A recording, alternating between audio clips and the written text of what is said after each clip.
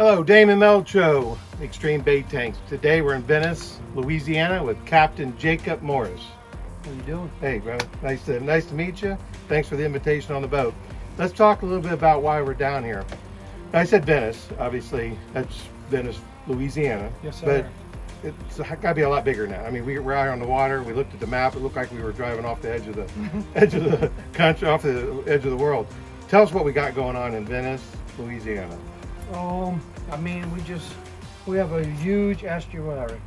We have from the marina where the road ends, we still have 29 miles of wetlands before you hit the end of the river. Okay. Before the river dumps into the Gulf. And so in between that area is a large estuary where we keep this bait, the predator fish. It all has places to go, lay eggs, do what it needs to do to survive. That's why our fishery thrives so well. Gotcha. So if someone coming down here, give me an idea of all the different types of fish that you can catch, depending on what you want to target. Me being an inshore guide, what we'll target would be redfish, speckled trout, sheephead. We do some nearshore trips where we would target like red snapper, mangrove snapper, things like that. You know, it's just, we try to tailor it to whatever the customer wants. Now, we was at the marina yesterday, and we saw this boat come in with these, they bluefin or yellowfin? Yellowfin.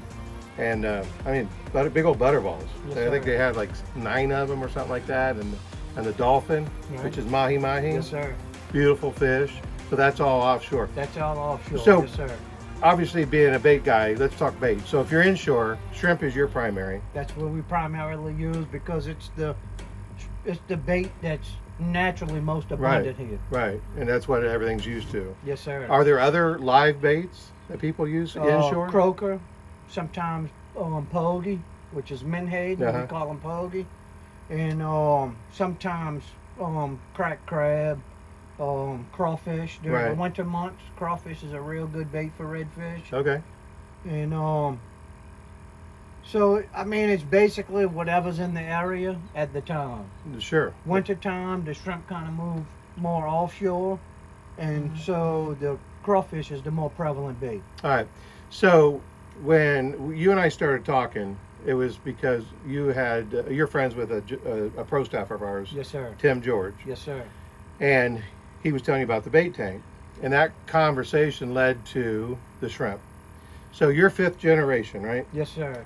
And tell us about what you've done over that time frame for bait or for shrimp. How have you kept bait? What are the challenges that you've had, and what we're looking to accomplish by being here? Well, I've never had anything that worked to keep bait, so I would have to buy it at market every day. Gotcha. So with the system like this, it would make it easier for me to hold bait in my own tank. I can go buy it in bulk at a discounted rate. Right. Keep it in my own tank. Then in the morning time, I don't have to worry about the rush at the bait store. And even if they have bait. Or if they have bait. So is that pretty much the rule of thumb for anybody down here with shrimp? It's buy it that day, fish with it for the day, and not really with any expectations of carryover.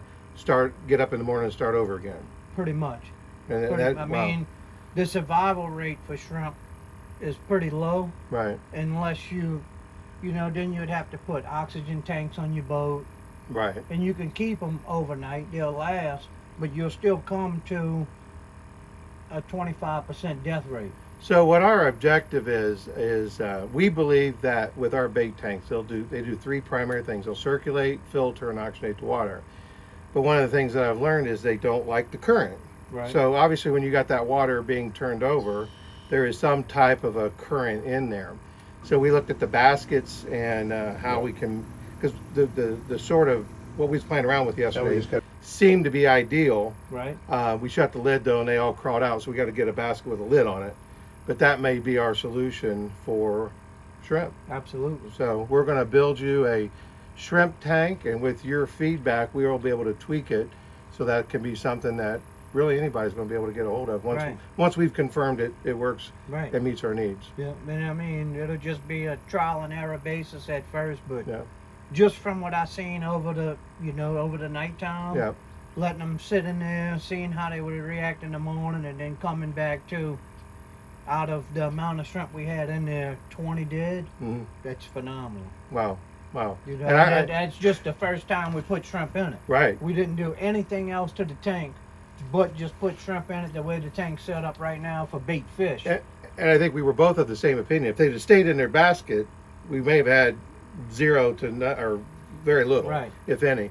So, all And right. we don't know how many of those shrimp were weak Right, already right. because we didn't have it in there from the time we bought it. We had it in these little storage tanks, so they may have been weak already. And that's a good point, because buying in bulk, you're going to go right from that to the net to there. tank. Absolutely. That was day old bait Right. that you were able to keep overnight. So that's a good point.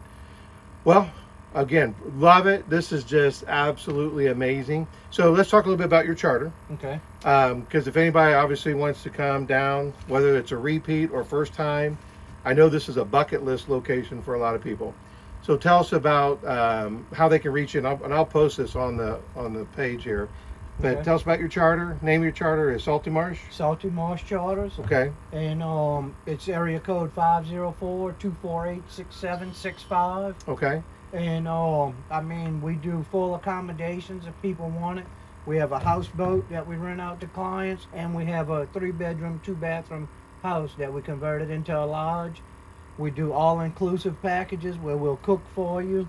We'll make a breakfast. We'll make a bag lunch to bring on the boat. Nice. And then in the evening time, we'll cook supper. It could be the catch of the day, or whatever type of menu that you decide when you book your trip in advance. Nice. So your boat, how many? You can have multiple boats, but what?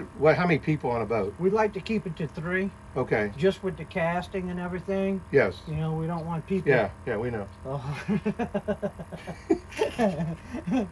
But you know, we just want to keep everyone safe, and we want to give everybody the same amount of opportunity Yeah. to catch a fish, Yeah. because we're not. Most of our fishing involves casting. It's Right. not bottom fishing where you just drop. If we do that, you could put Right. A lot 5 of or people. 6 people on the boat, because nobody's casting, and so you know you have less of a probability of people getting hooked up. So if I'm a party of 6, because how many people does your houseboat accommodate?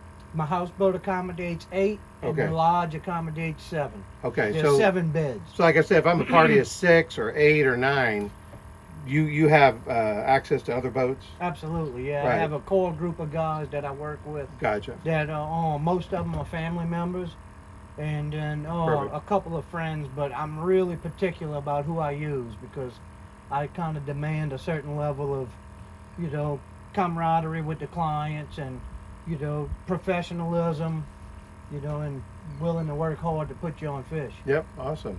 Well, Captain, again, thank you very much. Yes, Looking sir. forward to the results on what we got going and getting it tweaked and Absolutely. getting back down here. Absolutely.